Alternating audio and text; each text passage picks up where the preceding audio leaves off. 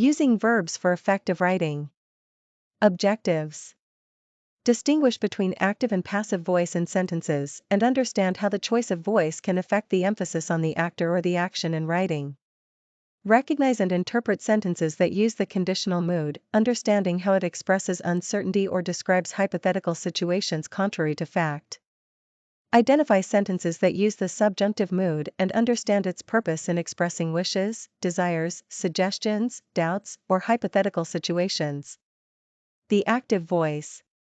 Active voice is a grammatical structure in which the subject of a sentence performs the action. In active voice sentences, the subject is the doer or the performer of the action. Here are a few examples of sentences in active voice. The dog chased the ball. She wrote a beautiful poem. They built a sandcastle on the beach. In each of these sentences, the subject, the dog, she, they, the teacher, performs the action, chased, wrote, built.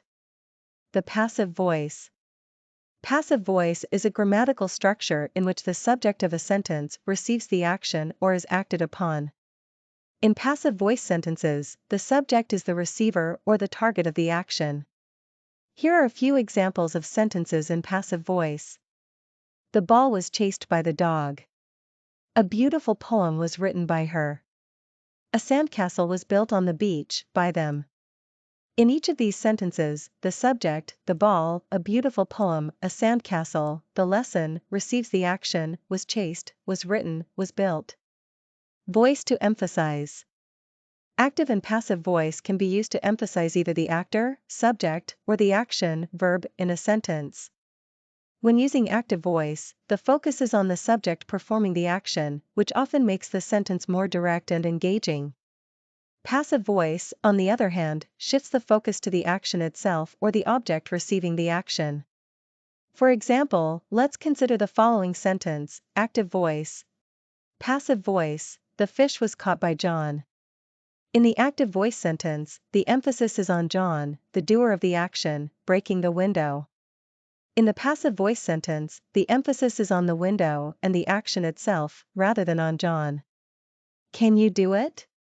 Transform the following active sentences into passive sentences.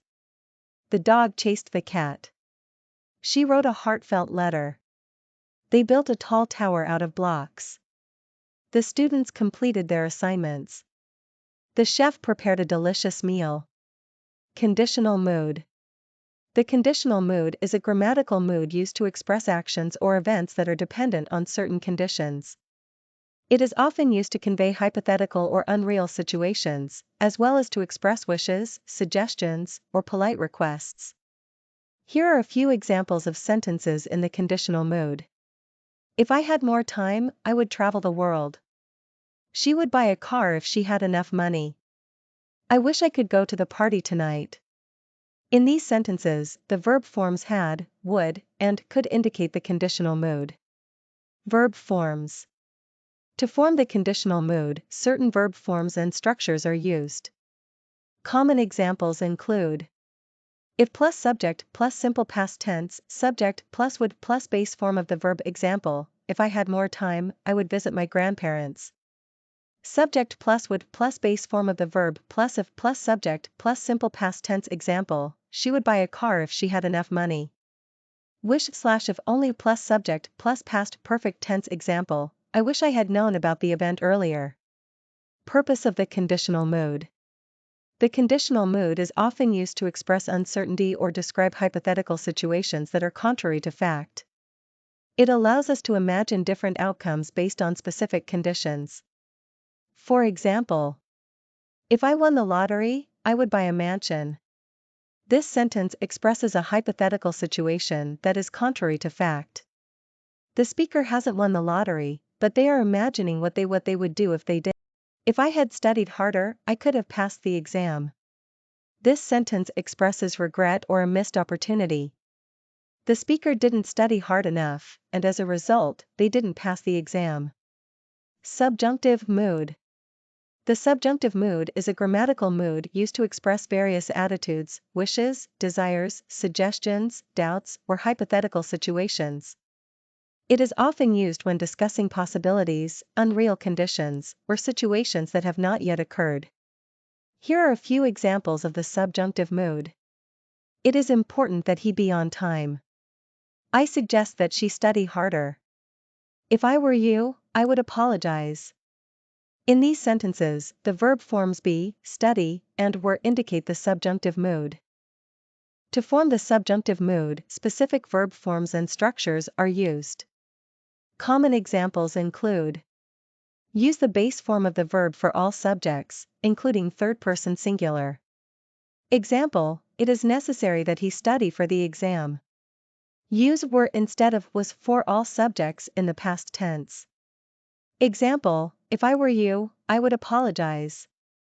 Use phrases like suggest, insist, request, or demand followed by that.